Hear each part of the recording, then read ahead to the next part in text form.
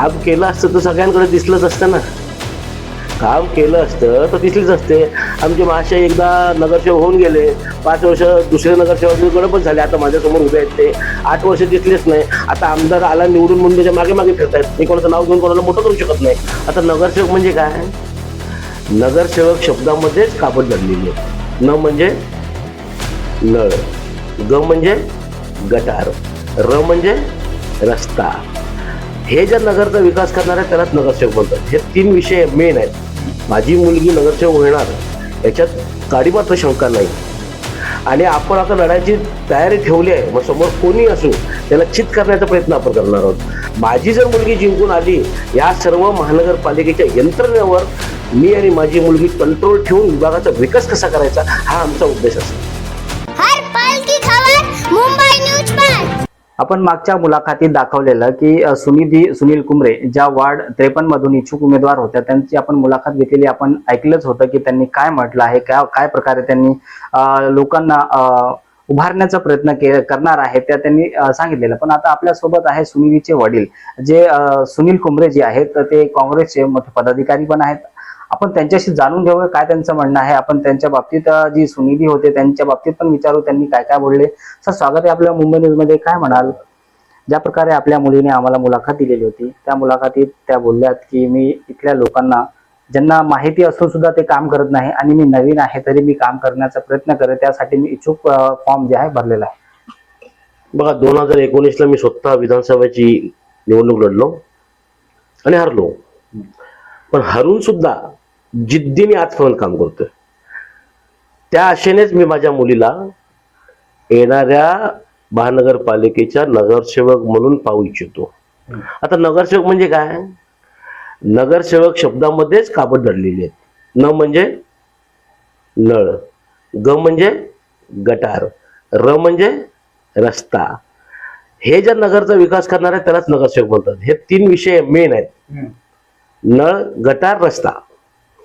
ह्याचा जो सेवक असतो त्यालाच नगरसेवक म्हणतात. ही व्याख्या अजूनही गेलेल्या कित्येक नगरसेवकला माहित नाही की आपली कामं काय आहे. त्या नगरसेवक शब्दामध्येच ही 3 लक्ष जोडली आहेत ना. दुसरी गोष्ट, मी जो आतापर्यंत कामं केलेली आहेत जेणेकरून कुठल्या विधवा बाई असते तिच्या मुलाची एज्युकेशनची फी म्हणा किंवा मेडिकलच्या मदत म्हणा, कित्येक हॉस्पिटलमध्ये मी लोकांना 50% डिस्काउंट मिळवून दिले आहेत. शालेय वस्तू वाटल्यात. इव्हन कोणाच्या घरात सुख दुःख असतो तो पहिला आम्ही धावून जातो. आमच्या नवशिती चॅरिटेबल ट्रस्टच्या वतीने मोठी कामं केली जातात. ह्या सर्व कामाच्या जोरावर मी मतदारांच्या समोर जाणार आहे. आणि मला आशा आहे की 2019ला आरे कॉलनीतून मला जेवढी भरघोस मतं मिळाली होती, समोरच्याच्या पेक्षाही मला जास्त मतं मिळाली होती. तोच उद्देश आणि तीच कामं आणि तेच ध्येय घेऊन मी माझ्या मुलीला फेस करणार आहे जनतेसमोर. जसं त्यांनी मुलाखत देत्या वेळेस त्या बोलल्या होत्या की माझ्या समोर कोणी असो, आणि त्यांनी असं स्पष्टपणे बोलले की माझ्या वडिलांना बघून मी प्रेरणा घेते. आता जसं आपण बोललात की मी उभा राहिलेलो पण मी हरलो आणि मला भरघोस मतं पण मिळाली. पण त्या बाबतीत त्यांनी एक प्रश्न पण मांडलेला की ते मूलभूत सुविधा ज्या आहेत त्या नाही आहेत, कोण त्याच्यावर लक्ष देत नाही आणि त्या देणार आहेत. मग या बाबतीत आपण काय सपोर्ट करणार? नाही, मी म्हटलं ना सर, मूलभूत सुविधा कुठल्या? नळ, गटार, रस्ते. ह्या नगरसेवक शब्दामध्ये पहिले 3 अक्षर 30 आहेत ना. त्याच्यावरच माझा जोर असणार. माझी मुलगी नगरसेवक होणार याच्यात काडी मात्र शंका नाही. आणि आपण आता लढायची तयारी ठेवली आहे. मग समोर कोणी असू त्याला चित करण्याचा प्रयत्न आपण करणार आहोत. आणि मूलभूत सुविधा संदर्भात तुम्ही बोललात, तुम्ही आता आरेमध्ये फिरताय, सर्वांचे इंटरव्ह्यू घेताय. आरेची दशा काय तुम्हाला माहितीच आहे. ज्या राजकीय लोकांनी एनओसी बंद केल्यात त्यांना कुठेतरी फटकार पडणारच आहे. ज्यावेळी मूलभूत सुविधा लोकांना मिळत नाहीत, पाणीचा प्रश्न मोठा इथे आहे. गटार, माझ्या मुलीने सांगितलं पण गटाराचे प्रश्न भरपूर आहेत. रोजंदारी लोकांना रोजगार मिळत नाही. दत्तक वस्ती योजनेअंतर्गत जी कामं होतात त्याच्यात सुद्धा मोठा भ्रष्टाचार आहे. प्रत्येक एरियात तुम्ही जावा, जिथे 10 लोक काम करतात तिथे 4च लोक. महानगरपालिकेचा कंट्रोलच नाही. माझी जर मुलगी जिंकून आली, या सर्व महानगरपालिकेच्या यंत्रणेवर मी आणि माझी मुलगी कंट्रोल ठेवून विभागाचा विकास कसा करायचा हा आमचा उद्देश असेल. सध्या आपण जसं बोललात की जी महानगरपालिका आहे सध्या जो वार्ड लागतो इथे, त्या वार्डामध्ये ते लोक येतात किंवा इथे फवारणी नाही करत, जसं ज्या प्रकारे आपण जे नळ गटार रस्त्याचं बोललं त्याच्या व्यतिरिक्त पण लोकांना गरज आहे की इथे जो फ्रॉग असतो म्हणजे मच्छर मारण्यासाठी जो धूर वगैरे मारतात त्या मशीन येतात का सर्वकडे? नाही, कसं आहे, आपण जेव्हा कंप्लेंट करतो तेव्हाच ती लोक येतात. मी तुम्हाला सांगू इच्छितो, माझं जेव्हा आम्ही वचननामा तयार करू, माझ्या मुलीचा वैयक्तिक वचननामा, कचरा मुक्त वार्ड 53, मच्छर मुक्त वार्ड 53 हा माझा पहिला अजेंडा असेल. का तर तुम्ही जागोजागी बघा कचऱ्याचे ढीग लागलेले आहेत. कचऱ्याचे ढीग महानगरपालिकेचं आद्य कर्तव्य कचरा उचलणं. ते कचरा उचलत नसल्यामुळे मलेरिया डेंग्यूची साथ वाढते. आणि ही कामं सुद्धा मलेरिया डेंग्यू पाहण्याची कामं सुद्धा कोणाची आहेत? महानगरपालिकेची आहेत. म्हणून माझा पहिला गोष्टीचा नारा असेल की कचरा मुक्त वाढ, स्वच्छ वाढ, हा आमचा नारा आहे. जसं की आपण बोललात आता महानगरपालिकाचं झालं आणि दत्तक वस्तीचं जसं की आपण बोललात, त्याच्या अगोदर जे सत्तामध्ये होते ज्यांचं काम होतं, तुम्हाला असं का वाटतं की त्यांनी काम केलेलं नाही? नाही, काम केलं असतं तर सगळ्यांकडे दिसलंच असतं ना. काम केलं असतं तर दिसलेच असते. आमचे महाशय एकदा नगरसेवक होऊन गेले, 5 वर्ष दुसरे नगरसेवक गडबड झाले. आता माझ्यासमोर उभे आहेत ते, 8 वर्ष दिसलेच नाही. आता आमदार आला निवडून म्हणून त्याच्या मागे मागे फिरतायत. मी कोणाचं नाव घेऊन कोणाला मोठं करू शकत नाही. पण माझं म्हणणं काय, आम्ही सतत लोकांच्या संपर्कामध्ये आहोत. आम्ही पक्षपात बघितला नाही. मी आज लोकांना जाऊन भेटतो. मी लोकांना एकच सांगतो की पक्ष बघू नका, माणूस बघू नका. आणि मला रिस्पॉन्स बी चांगला आहे ना. आज माझ्या बर्थडेला आम्ही आत्ता परवा 5 नोव्हेंबरला 120 लोकांना सिनियर सिटीजन कार्ड मोफत दिले. कुठे ना कुठे माझं सोशल वर्क रोज दर महिन्याला काही ना काही चालूच असतं. आम्ही थांबलो नाही ना, आम्ही थकलो नाही. आता लोकांनी सत्ता भोगली, त्या पैशावर माच करतायत आणि परत आता इलेक्शन आलं का बाशिंग मधून उभे. आम्ही तसं नाही ना.